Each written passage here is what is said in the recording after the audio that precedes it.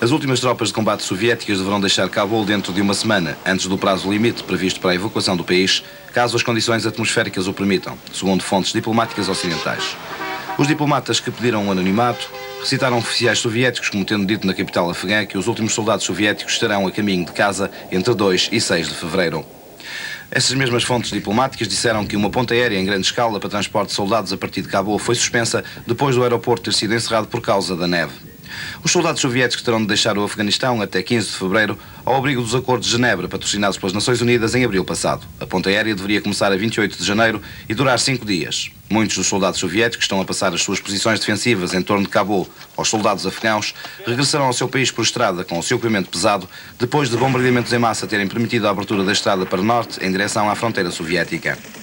Fontes soviéticas foram citadas como tendo dito que os últimos soldados soviéticos a partir serão aqueles que fazem a proteção do aeroporto de Cabul. Na última semana, tropas soviéticas e afegãs conseguiram reabrir a passagem de Salang, que segue de Cabul para norte até à fronteira soviética, depois de ondas de barragens de artilharia apoiadas por bombardeamentos aéreos, mísseis Scud e ataques por terra. Os guerrilheiros Mujahideen que combatem o governo de Cabul calculam que essas operações terão morto 600 pessoas, na maioria civis, e que terá havido talvez o dobro em feridos. Foram destruídas aldeias inteiras, algumas no vale de Panjshir, a noroeste de Cabul, onde se situa a base do comandante de guerrilha Ahmad Saad Massoud, cujos homens têm fechado frequentemente a estrada de Salam. Diplomatas ocidentais consideram que os bombardeamentos têm por objetivo intimidar Massoud e levá-lo a assinar um acordo de cessar-fogo com o governo de Cabul. Entretanto, os Estados Unidos acusaram hoje a União Soviética de continuar a desencadear violentos ataques no Afeganistão à medida que prossegue a retirada das suas tropas daquele território. Charles Redman, porta-voz do Departamento de Estado, disse que as tropas soviéticas estão a desencadear ataques aéreos tanto a partir de bases no Afeganistão como na União Soviética. Segundo Redman, contrariamente às tropas soviéticas, os rebeldes afegãos apoiados pelos Estados Unidos estão a diminuir os seus ataques à medida que prossegue a retirada das tropas soviéticas. Mas apesar da importância que a opinião pública norte-americana continua a dedicar aos assuntos relativos ao Afeganistão, a notícia que hoje domina a atualidade nos Estados Unidos é o início em Washington do julgamento do tenente-coronel Oliver North, o principal réu no caso de fornecimento de armas ao Irão e consequente financiamento dos contras da Nicarágua. North, antigo assessor da Casa Branca, deverá continuar a afirmar que o ex-presidente norte-americano Ronald Reagan, que poderá ser chamado a depor, tinha conhecimento da operação desde o seu início.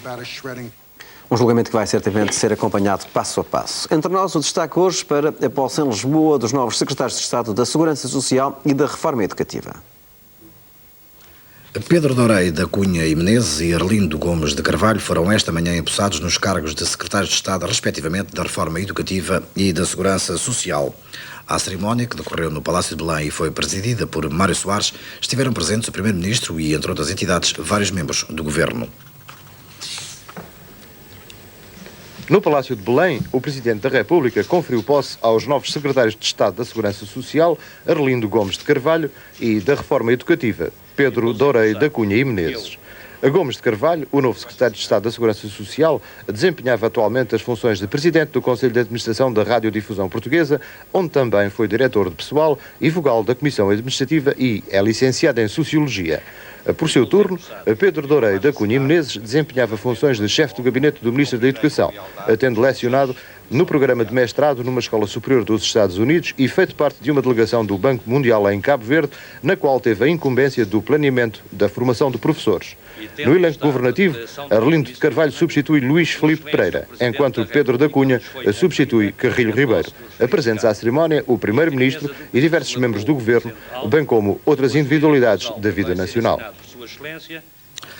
Pedro Dorei da Cunha e Arlindo de Carvalho, dos novos nomes na equipa governamental de Cavaco Silva. Dois nomes que integram um governo atualmente a braços com problemas de vária ordem ao nível da concertação social. Por um lado, os sindicatos representados naquele órgão pelas duas centrais, o GT e CGTPI. Por outro lado, o patronato com posição aparentemente irredutível no que respeita especificamente à cobrança das cotas sindicais.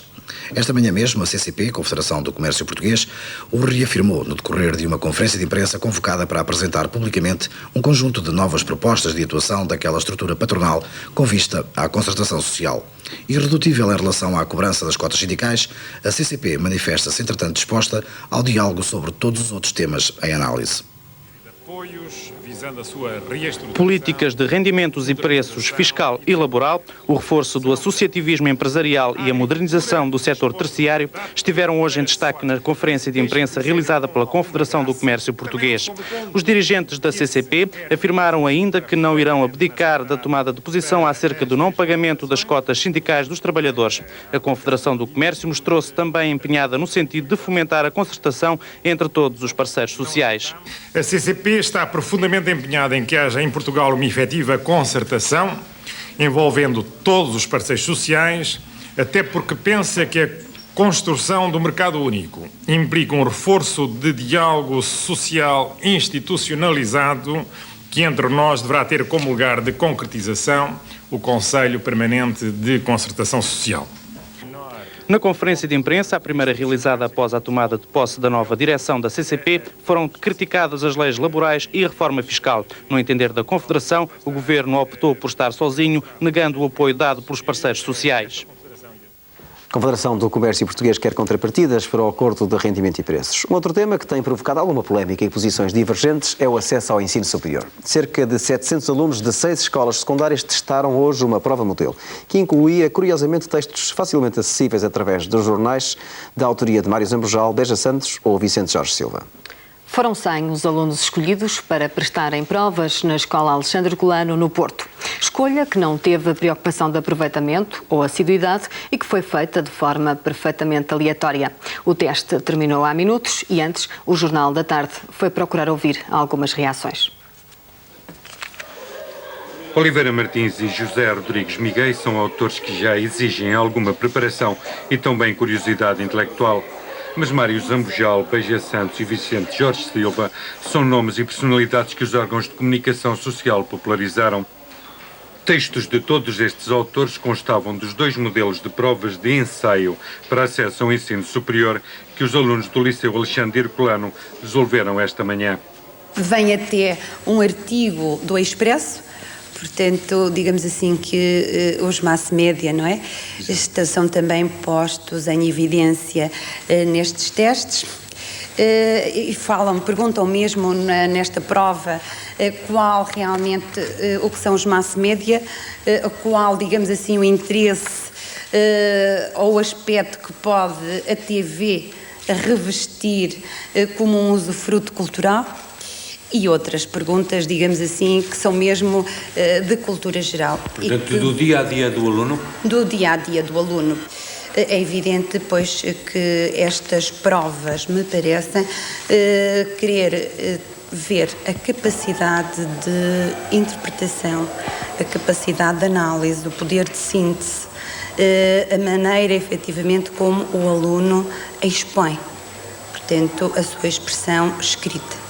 Exato. Penso que são estes os objetivos que, pelo menos, me pareceram que norteiam estas provas. Claro. O aluno médio não tem problemas com uma coisa destas? Não estou a falar dos bons alunos, nem dos bons, mas do aluno médio. Penso que sim, que o aluno médio não tem assim, um grau de dificuldade excessivo na resposta ou na feitura desta prova. Um júri nacional presidido pelo professor Ferrer Correia, antigo reitor da Universidade de Coimbra, irá agora analisar as provas e decidir depois qual o modelo a adotar. No domínio da saúde, por outro lado, é notícia hoje a inauguração das novas instalações de uma escola de enfermagem no Porto. Marco significativo se atendermos aos repetidos alertas para a falta de enfermeiros no país. O Ministério da Saúde está a desenvolver grandes esforços para aumentar os enfermeiros qualificados. Um esforço que se traduz na duplicação do número de alunos que entram nas escolas de enfermagem e na melhoria destes estabelecimentos de ensino. É o caso das novas instalações da Escola Ana Guedes, uma escola quase centenária.